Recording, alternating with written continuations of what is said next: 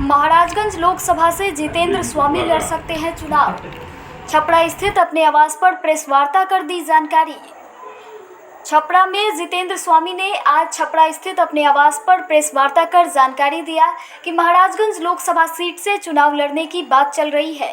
वहीं उन्होंने सारण के सांसद एवं भाजपा के उम्मीदवार राजीव प्रताप रूढ़ी पर जमकर बरसे। उन्होंने कहा कि किसी भी तरह इस बार सारण से भाजपा की जीत नहीं होगी। राजद प्रत्याशी रोहिणी आचार्य ही चुनाव जीतकर संसद पहुंचेंगी और उन्हें हर संभव चुनाव में मदद करना ही मेरा उद्देश्य है। देखिए क्या कुछ कहा जितेंद्र स्वामी ने।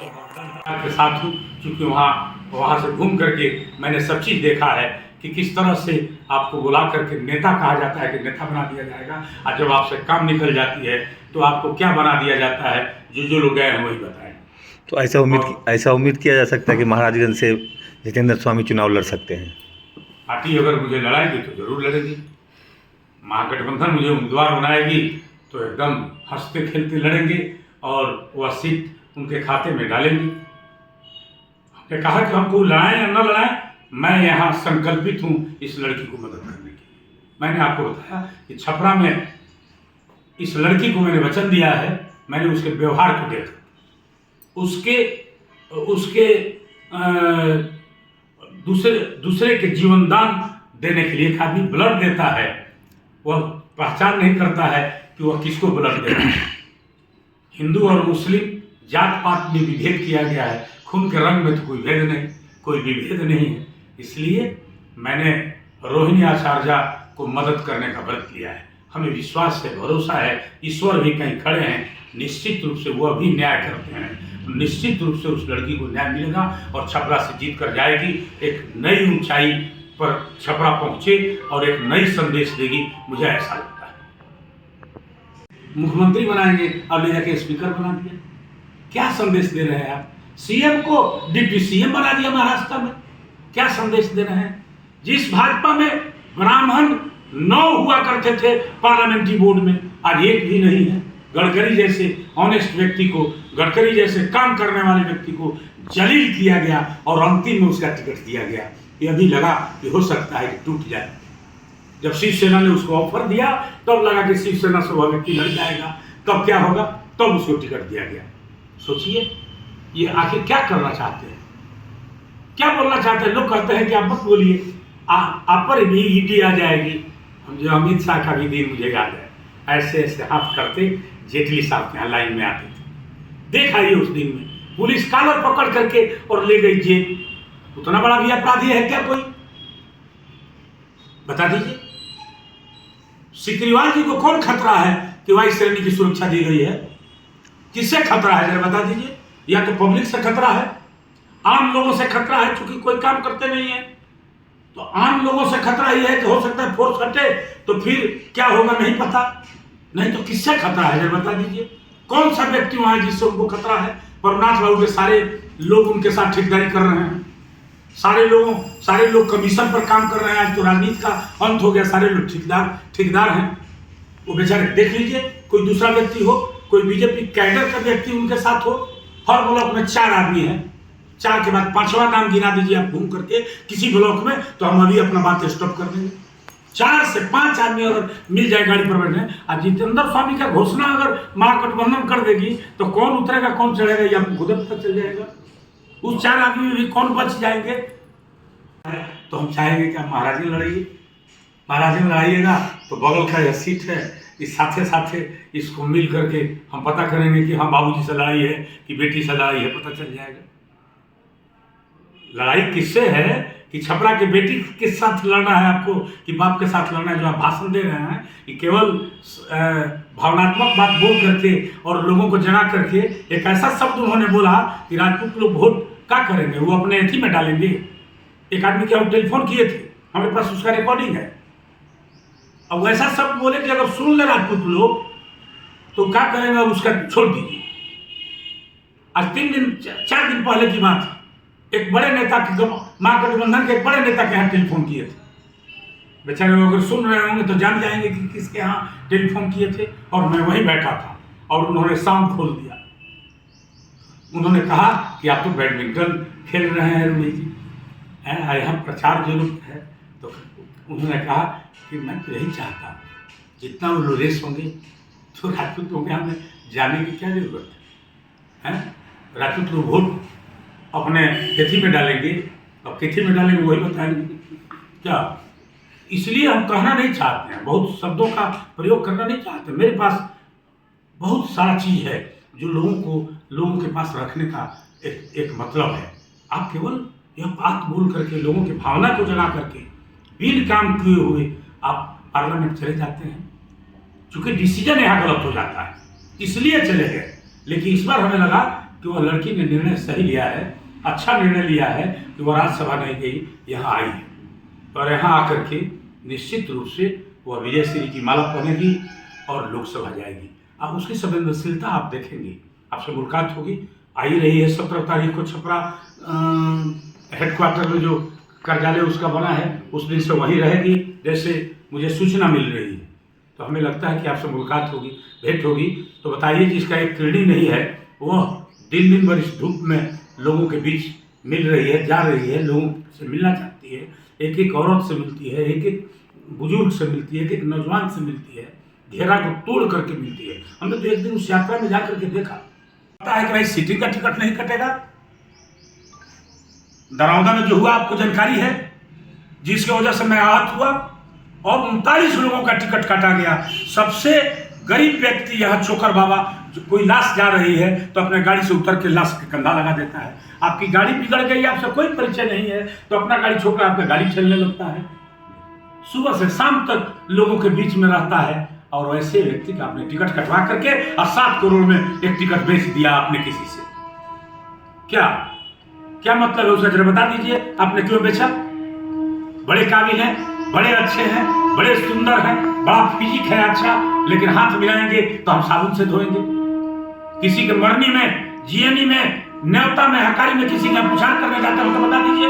हम तो सुबह 3 बज जाता है, 4 भोर हो जाता है, न्योता करते करते जरा पता कर लीजिए कि एक समान व्यक्ति का भी कार्ड आ जाता है। हो सकता है हम आपको यह बताए कि केंद्रीय नेतृत्व बताएगा कि क्या करना है। मैंने कह दिया कि मैं महागठबंधन के साथ हूँ, पहली बार आपके साथ प्रेस में उपस्थित हुआ हूँ। महागठबंधन जो भी निर्णय लेगा मैं उसके साथ हूँ। कोई कैंडिडेट होगा मैं प्रयास करूँगा कि वह जीते। चूंकि यह जो सामने उम्मीदवार है उसके बारे में मैं कुछ कहना नहीं चाहता हूँ, आप स्वयं जानते हैं, स्वयं आप परिचित हैं कि यहाँ उपचुनाव हो रहा था जिसमें कन्हैया जी उम्मीदवार बनाए गए थे। एक दिन पहले, कल चुनाव है, आप बता दीजिए कोई वर्कर पोलिंग एजेंट का कागज जो है अगर कल आज तक नहीं पहुंचा है तो आज शाम को 8 बजे हम 40 लाख रुपया कन्हैया जी से लेते हैं, 50 लाख रुपया लेते हैं, हम बांट देंगे दोनों ब्लॉक में। ऐसा संभव है क्या? बता दीजिए। जिसके यहाँ कोई मरा हुआ है और उस मरनी के समय सुनते हैं कि कहीं कोई शुभ चीज जाता है क्या? उस समय आरा मशीन से लकड़ी धो करके उनके यहाँ जाती है। जब उनके यहाँ कोई छुतका पड़ा हुआ है, पता कर लीजिए। कन्हैया जी तो बताएंगे नहीं बेचारे, क्योंकि अभी भी लालसा लगा हुआ है कि हो सकता है कल कुछ मिल जाए, परसों कुछ मिल जाए। जो आदमी हराया यहाँ वह बीजेपी का 2 बार से एमएलए, और वह आपको रोज ठग रहा है। मुझे आश्चर्य होता है। सोने की चिड़िया टेबल की सजावट हो सकती है, उड़ नहीं सकती। बेचारा, हमें लगता है कि वो सोने की चिड़िया है। छपरा में 2 रेल फैक्ट्रियां हैं, एक जगह डब्बा बनता है, एक जगह इंजन बनता है। जरा उनसे एक दिन आप प्रेस कॉन्फ्रेंस में पूछिए कि छपरा पार्लियामेंट के किसी एक लड़के का, किसी एक अपने सौजातीय लड़कों में से भी किसी एक को आपने नौकरी दिया है क्या? बड़ी बड़ी कंपनियां और बड़े बड़े एनजीओ चला रहे हैं। एनजीओ से करोड़ों रुपया बेचारे कमाए हैं, उसका कोई खाता हिसाब नहीं है। आप देखते ही हैं, लगता है कि उनका निजी कार्यक्रम है। जो एम्बुलेंस चलाते हैं लगता है कि उनका निजी है। अभी अमनौर में छठ का घाट उन्होंने तोड़वा दिया। यह आश्चर्यजनक है। कोई हिंदू छठ की प्रतिमा तोड़ दे, यह हमें नहीं समझ में आता है। 10 साल से उस प्रोजेक्ट पर करोड़ों रुपया उनका खर्च होता है। एक ही कंपनी उनकी काम करती है उनके पूरे पार्लियामेंट की, और उस जो पहले से उस इलाके का जो अमनौर का सड़क था उसको उन्होंने बंद कर दिया और एक उसके लिए स्पेशल सड़क बनाया। आप कहीं सुने हैं क्या? पता करिए आप कि एमएलए और एमपी फंड से बने हुए किसी इमारत पर या किसी बिल्डिंग पर, किसी स्थान पर टैक्स लगता है क्या? क्या टिकट लगता है क्या? हम तो सुने हैं कि वहां भी बेचारे वो टिकट लगवा करके पैसा वसूलवाते हैं और यहाँ के डीएम और एसपी उस पर कार्रवाई नहीं करते। क्यों? हमें नहीं समझ में आता है। मैं बहुत कुछ नहीं कहता। वो कह रहे हैं कि मैंने उनके माँ को हराया, उनके पिता को हराया, अब उनकी बेटी आई है। मैंने 2004 में उन्हें हरा दिया था। मैं 2004 में महाराजगंज लड़ रहा था।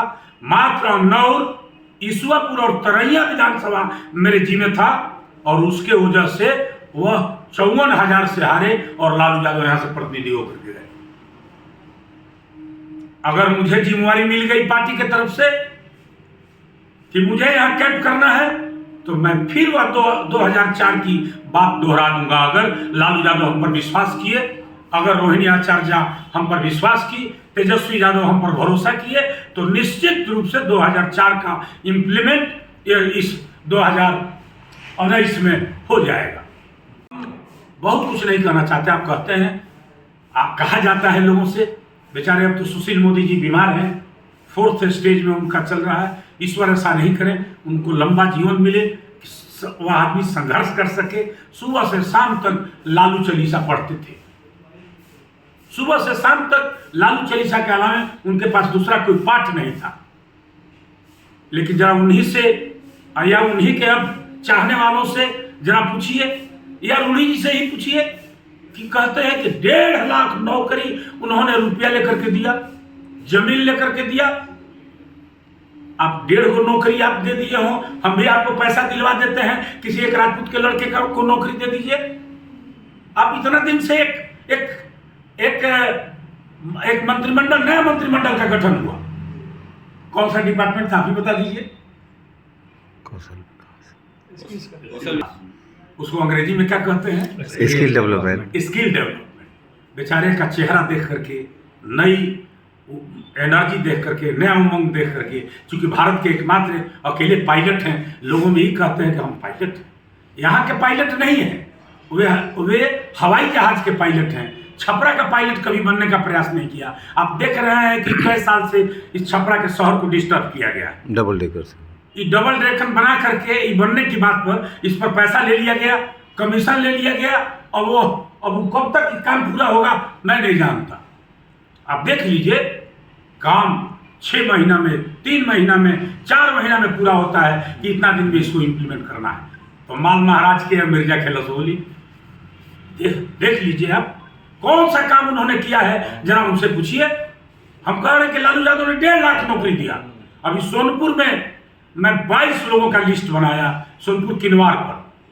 महेंद्र सिंह का नाम आपने सुना होगा, अनामिका के होटल के मालिक हैं, सुना होगा आपने। उनके बेटा को नौकरी रेलवे में लालू यादव ने दिया। जाकर उनसे पूछिए कि कल रुपया लिया था उन्होंने।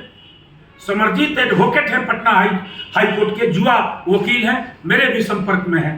उन्होंने मदद किया। लेकिन लालू यादव पे तो हमेशा आरोप लगता है। उन्होंने मदद किया और उसके बदले में लालू यादव ने उनको नौकरी दी, उनके भाई को नौकरी दी।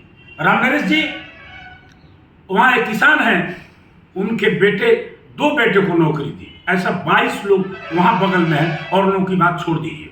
2004 में जो लड़के हमारे साथ थे